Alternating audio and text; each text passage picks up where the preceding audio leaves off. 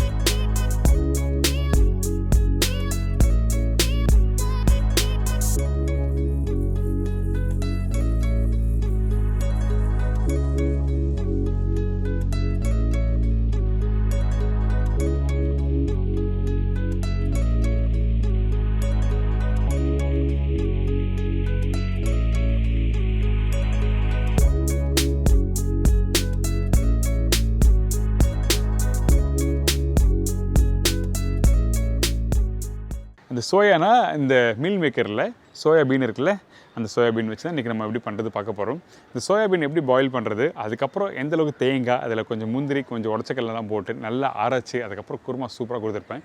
இந்த குருமா நீங்கள் வீட்டில் சாப்பிடும்போது ரைஸோடு சாப்பிட்லாம், சப்பாத்தி, பரோட்டா, இட்லி, தோசை, எல்லா ப்ரிப்பரேஷனும் தொட்டு சாப்பிட்லாம். அந்தளவுக்கு பிரமாதமாக இருக்கும். ஏன் கேட்டேன்னா சோயாவை நீங்கள் வேக வச்சாவே ஒரு டெக்ஸ்சர், ஸ்மூத்தான ஒரு டெக்ஸ்சர் கொடுக்கும். அதனால தான் இன்றைக்கி இந்த சோயாவை சூஸ் பண்ணி இந்த ப்ரிப்பரேஷன் கம்ப்ளீட் பண்ணியிருக்கேன். அது மட்டும் இல்லை, இந்த ஜிம்முக்கு போகிறாங்க பார்த்தீங்களா, நிறைய பேர் பாடி பில்டர்ஸ் இருப்பாங்கள்ல, என்ன மாதிரி அப்படின்னா வச்சுக்க வேண்டாம், என்ன மாதிரி உள்ள நிறைய பேர் இருப்பாங்கல்ல, அவங்க நல்ல பாடியெலாம் பில்டப் பண்ணி வச்சுருப்பாங்க. ஸோ அவங்க பார்த்தீங்கன்னா நைட்டில் சோயா ஊற வச்சுருவாங்க. ஊற வச்சுட்டு மறுநாள் காலையில் உப்பு போடாமல் இந்த சோயாவை வேக வச்சு அப்படியே சாப்பிடுவாங்க. ஏன் கேட்டிங்கன்னா அப்போ தான் அந்த மசில்ஸ்லாம் வந்து நல்லா பெருசாகும், கெயின் ஆகும், அந்த சதெல்லாம் நல்லா பிடிக்கும் சொல்லி நல்லா நிறைய பேர் சாப்பிடுவாங்க. ஸோ அப்படி சாப்பிட்றது ரொம்ப கஷ்டம். உப்பு இல்லாமல் சாப்பிட்றது ஒரு பெரிய விஷயம். ஸோ அந்த ப்ரோட்டீன் உள்ள சோயாவை தான் வச்சு இன்றைக்கி குருமா எப்படி பண்ணுறது பார்க்க போகிறோம். இப்போ இந்த டிஷ்ஷுக்கு தேவையான பொருட்கள் பார்த்தலாமா? சோயாபீன் 150 கிராம், அரை மூடி தேங்காய், உடச்சக்கடலை 1 டேபிள் ஸ்பூன், பச்சை மிளகாய் 5 நம்பர், முந்திரி பருப்பு 10லேருந்து 12 நம்பர், பெரிய சைஸ் வெங்காயம் 2, தக்காளி 1, இஞ்சி பூண்டு பேஸ்ட் 1 டேபிள் ஸ்பூன், சோம்பு 1/4 டீஸ்பூன், மஞ்சத்தூள் சிறிதளவு, சில்லி பவுடர் 1/4 டேபிள் ஸ்பூன், தனியா பவுடர் 3/4 டேபிள் ஸ்பூன், கருவேப்பிலை தேவையான அளவு, கொத்தமல்லி தேவையான அளவு, முழு கரம் மசாலா தாளிப்புக்கு தேவையான அளவு, உப்பு தேவைக்கேற்ற, எண்ணெய் குக் பண்ணுறதுக்கு தேவையான அளவு. இதாங்க இந்த ப்ரிப்பரேஷன் தேவையான பொருட்கள். இந்த சோயாபீன் குருமாக்கு நம்ம என்ன பண்ணுறோம்னா, ஃபஸ்ட்டு இந்த சோயாபீன் பாயில் பண்ண போகிறோம்.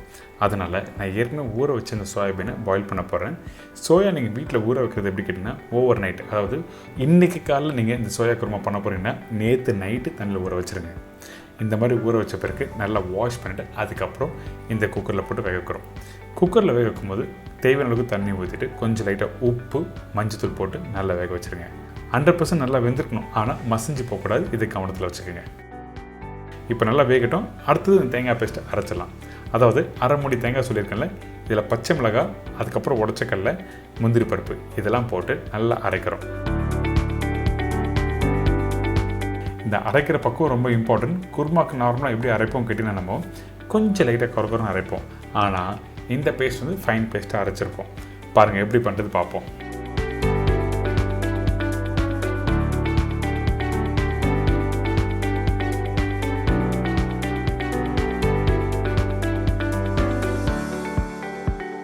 இந்த ஸ்டேஜ் வந்து பார்த்திங்கன்னா நம்ம நார்மலாக குருமாக்கு அரைக்கிற பக்குவம். ஆனால் இந்த ப்ரிப்பரேஷன் நல்லா அரைச்சிருப்பேன் ஃபைனாக. அதனால இன்னும் கொஞ்சம் நல்லா அரைக்கலாம்.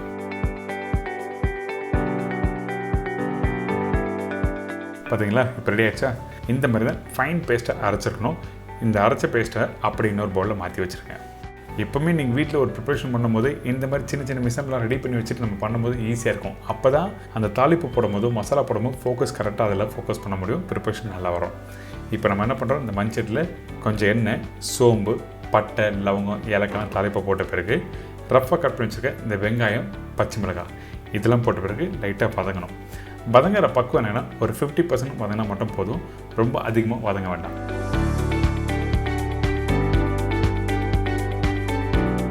பச்சை கருவேப்பிலையும் போட்டிருக்கேன். சில பேர் வந்து குருமா பண்ணும்போது வெங்காயம் அதிகமாக வதக்குவாங்க. அது நார்த் இந்தியன் ஸ்டைல் ப்ரிப்பரேஷன் பண்ணுறோம் அந்த மாதிரி பண்ணலாம். ஆனால் நம்ம சவுத் இந்தியன் ஸ்டைலில் பண்ணும்போது வெங்காயம் கொஞ்சம் நல்லா சாஃப்டாக இருக்கணும். அதனால தான் 50% அளவுக்கு வதங்கினா மட்டும் போதும் சொல்கிறேன். இப்போ இந்த இஞ்சி பூண்டு பேஸ்ட் போட்ட பிறகு நல்லா வதக்குங்க. ஏன்னா அந்த இஞ்சி பூண்டு பேஸ்ட்டோட வாசனை தான் அந்த குருமாவுக்கு ரொம்ப இம்பார்ட்டன்ட். அதனால் இஞ்சி பூண்டு பேஸ்ட் வதக்கிட்டு அதுக்கப்புறம் மஞ்சத்தூள், தனியா பவுடர், மிளகாய் பவுடர் ரொம்ப கம்மியாக போடணும், ரொம்ப இம்பார்ட்டன்ட். அதிகமான மிளகாத்தூள் போட்டிங்கன்னா குருமா கான்செப்ட் இல்லாமல் வேறு மாதிரி மசாலா கான்செப்டில் போய்டும். இதுக்கு பிறகு கொஞ்சம் லைட்டாக உப்பு போட்டிருக்கேன். உப்பு போட்டு கொஞ்சம் அந்த மசாலாவை அப்படியே குக் பண்ணேன்.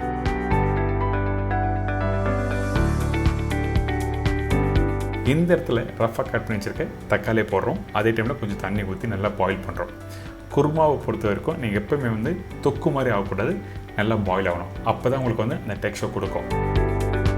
கொஞ்சம் கொத்தமல்லியும் இப்போ போட்டிருக்கோம்.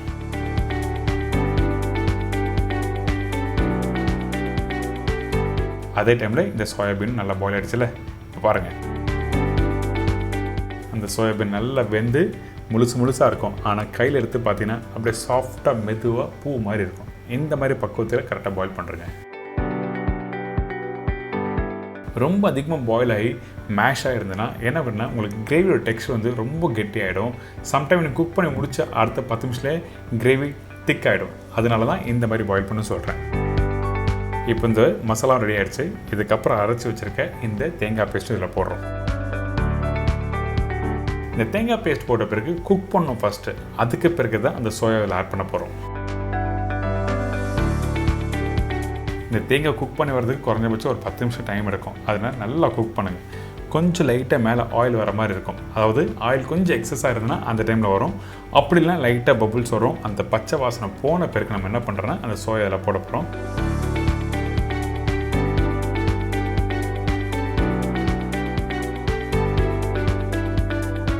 இப்போ இந்த சோயாவை இதில் போட்டு மிக்ஸ் பண்ணியிருக்கோம்ல, மிக்ஸ் பண்ணிவிட்டு தேவையான அளவுக்கு தண்ணி ஊற்றி நல்லா கொதிக்க விடுங்க.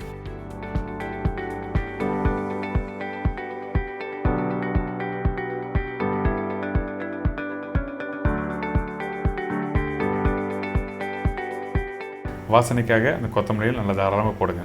போட்ட பிறகு ஒரு மூடி போட்டு திருப்பி ஒரு 10 நிமிஷம் நல்லா குக் பண்ணுங்க.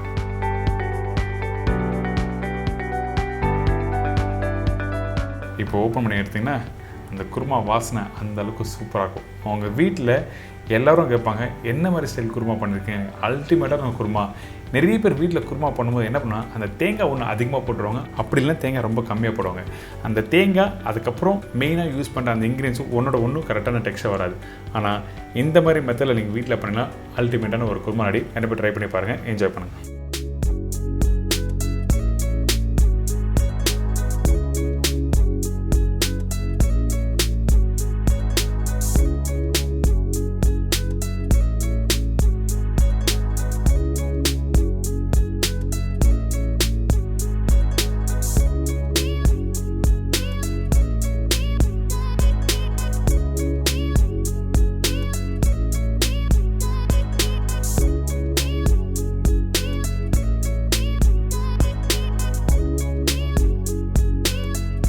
எனக்கு இந்த சோயா குருமா எப்படி பண்ணுறது எல்லாம் தெரிஞ்சிருக்கும். கண்டிப்பாக ட்ரை பண்ணி பாருங்கள். அல்டிமேட்டான ப்ரிப்பரேஷன். மிஸ் பண்ணாமல் நீங்கள் வீட்டில் இடியாப்பம், தோசை ஏதோ ஒன்றா தொட்டு சாப்பிடலாம். அந்தளவுக்கு ஃபென்டாஸ்டிக்காக இருக்கும். இதே மாதிரி நாளைக்கு இன்னொரு டிஷ்ஷை சந்திக்கிறேன். நன்றி, வணக்கம், see you, bye bye, take care.